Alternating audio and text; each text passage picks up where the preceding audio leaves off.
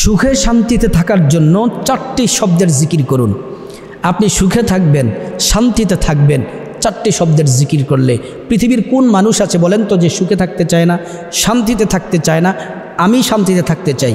তো আপনারা কি চান না? অবশ্যই চান যে হুজুর আমরা শান্তিতে থাকতে চাই, সুখে থাকতে চাই, শান্তিতে থাকতে চাই।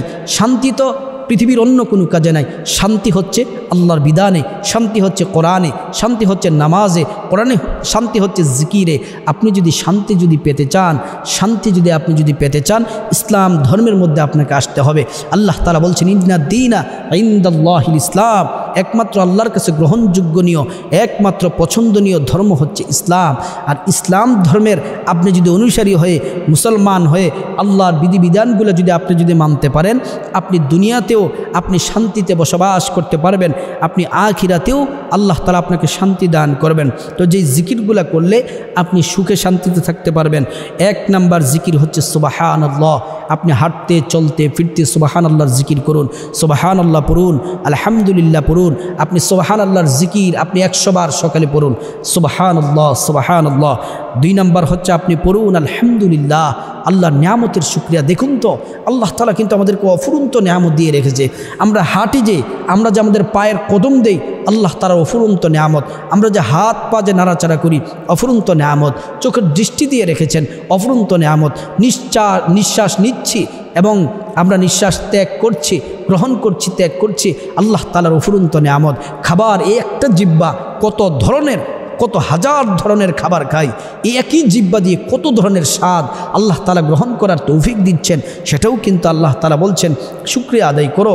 আল্লাহ তাআলা বলছেন লা ইন শাকারতুম লা আযীদান্নাকুম ওয়া লা ইন কাফারতুম ইন্না আযাবি লাশাদীদ। নিয়ামতের শুকরিয়া আদায় করো, তাহলে আল্লাহ তাআলা নিয়ামত বাড়িয়ে দিবেন। আল্লাহ তাআলা কোরআনে বলছেন ফাবিআইয়ি আলাই রাব্বিকুমা তুকাযিবান। বান্দা, আমার কোন কোন নিয়ামতকে অস্বীকার করতে পারবি? কোনটা আপনারা পারবেন যে আল্লাহ তাআলার নিয়ামতকে অস্বীকার করার? হায়াত দিয়েছেন, জীবন দিয়েছেন, সম্পদ, ছেলে মেয়ে, বাড়ি গাড়ি সব তো আল্লাহ তাআলা দিয়েছেন। আল্লাহ তাআলার নিয়ামত অস্বীকার করার কোনো সুযোগ নেই। তাহলে 2 নাম্বার হচ্ছে আমরা বেশি বেশি আলহামদুলিল্লাহ পাঠ করতে হবে। 3 নাম্বার হচ্ছে আল্লাহু আকবার, আল্লাহর বরত্বের স্লোগান দিতে হবে, আল্লাহর বরত্বের স্লোগান আপনাকে দিতে হবে। আল্লাহ তাআলা বলছেন রব্বাকা ফাকাব্বির, রবের বরত্ব করো, রবের প্রশংসা করো। সবচেয়ে উঁচু আওয়াজে, সর্বোচ্চ আওয়াজে প্রশংসা হবে আল্লাহ তাআলার। সেজন্য আপনারা হাঁটতে বসতে ওঠা বসে আল্লাহু আকবার বলবেন। আপনার 4 নাম্বার হচ্ছে লা ইলাহা ইল্লাল্লাহর জিকির করবেন। আল্লাহ রাসূল বলেন সাহাবারা তোমরা তোমাদের ঈমানকে নবায়ন করো, জাদ্দিদু ঈমানাকুম। রাসূলকে বলেন রাসূল ঈমানকে আবার নতুন করে কিভাবে, নবায়ন করে কিভাবে? রাসূল বলছেন জিকির করো লা ইলাহা ইল্লাল্লাহ, লা ইলাহা ইল্লাল্লাহ। এই জিকির করলে ঈমান নবায়ন হয়, ঈমান নতুন হয়। ঈমান যদি নতুন হয়, ঈমানের ঝং যদি চলে যায়, নতুন হলে আপনি নামাজ রোজা ইবাদত করে শান্তি পাবেন।